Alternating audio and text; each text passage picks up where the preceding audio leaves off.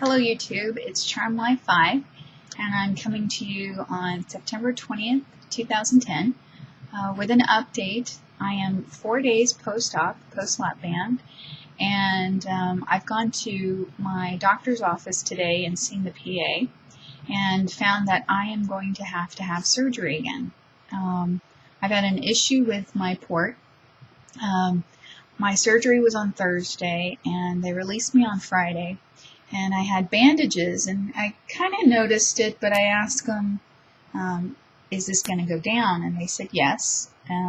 So on Saturday, I noticed as I was laying on the couch and kind of feeling around that they placed the port, or it is currently residing on my rib. So as I breathe in and out, the port just kind of slides off and on my rib, which is very uncomfortable, and also it's like having it's protruding. So I mean, I jumped on YouTube and looked to see where everybody else's port was, and nobody's was at the same place, and a lot of people's weren't even visible or palpable, and mine has been. You can see it. It's like having a pinball under my skin. So I called my physician, and they have scheduled me for surgery tomorrow, which I'm very upset about. I feel like I've spent my upcoming surgery, which I figured, given all the data, is at some point I might have to have a revision, and that, I'm, spending it 4 days after my surgery. So that means I have to be intubated, all these things again. And that is something I'm just very pissed off about. I do not know what I could have done other than having them lay me down and look at my anatomy and say, where are you going to place the port? I carry my weight in my lower section, and so I would think... he had said that he used a low-profile standard Lapband, and that I have no restriction. He said it was a little loose around my stomach, so I wouldn't have any restriction until I have a fill.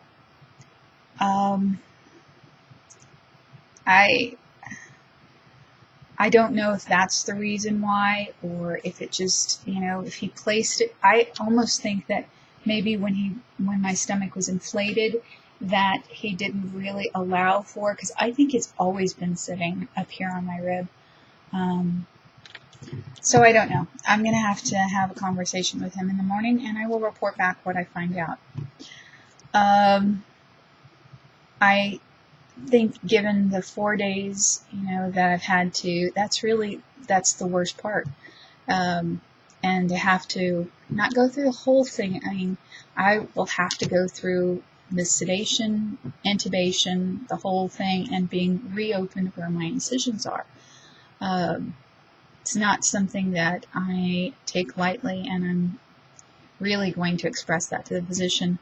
I don't know if it's something that my body, did. I don't know. But I think that I may say that if you foresee me having to go in for surgery in the next couple years, then just take it out, because that's not something I want to sign up for as far as going into surgery regularly. So we'll see. But, the surgery, I have lost weight. I've lost 7 pounds since the surgery in the last 4 days.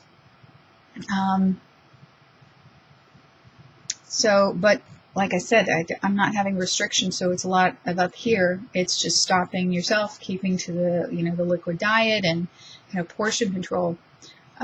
So, it's like, well, I could have done that by myself, because really there's nothing to keep me from eating other than just knowing that I've got a band. Let's see.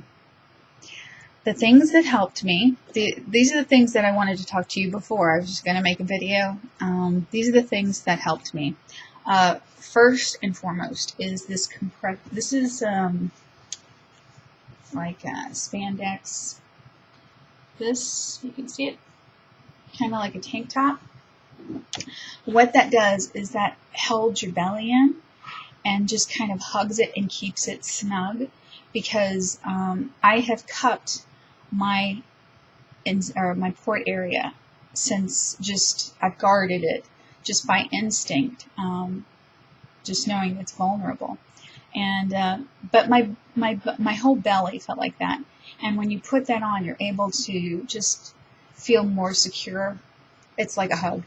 One of the best things I think I could have done, but ask your doctor if that's something that you can do.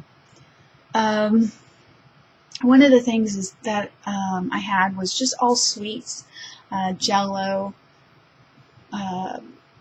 popsicles, things like that were available to me. It would have been nice for me to have something salty, and I guess what would be in there would be something like grits, like a corn grits. I don't know, maybe that's not something you know have a hankering for, but I know I did. I did say that there was more pain than I thought, but that could be that it was because of my port issues. Definitely burping. And the coughs. Okay, the coughs. I highly, highly, highly recommend getting something like a pillow. This is just a little pillow. Something that is firm, not squishy, that you can hold to your belly, and then you can cough. And it just holds it in and kind of keeps everything in place. So do that. I'm so glad I remembered that, because I'm going to take that for tomorrow. I was up every hour when I came home peeing. And just so you know that you will pee a lot, and it could be clear, no color, no odor. That was weird. But normal, they just give you lots of fluids, and so expect that. My sense of smell has increased. I think it's the broth that starts it, and by the end, you're just sick of the smell, the sound, everything of broth.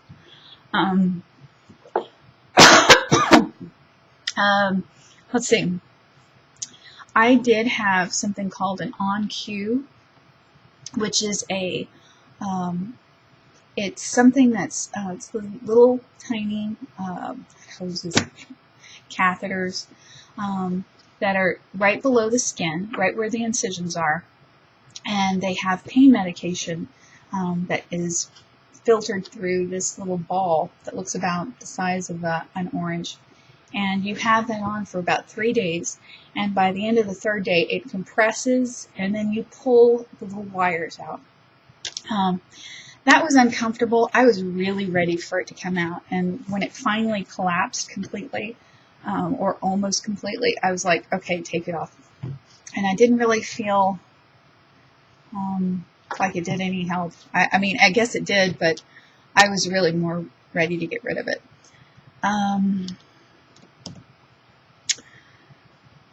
I think that's it. Burping, you do get these burps, a little bit of pain in the chest, but that's really subsided, the pain in the chest. That was just kind of that first night. But even when you don't have any food, because right afterwards, I went for a walk while I was in the hospital, and just big burp. And I'm not even a burpy person, but yeah, so burp. Okay, I've only got like 40 seconds left. I will report back, because you guys really need to know what's going on, and I want to give you as much information I can and share with you. So I think that's it for now. You all take care, and I'll talk to you later. Bye.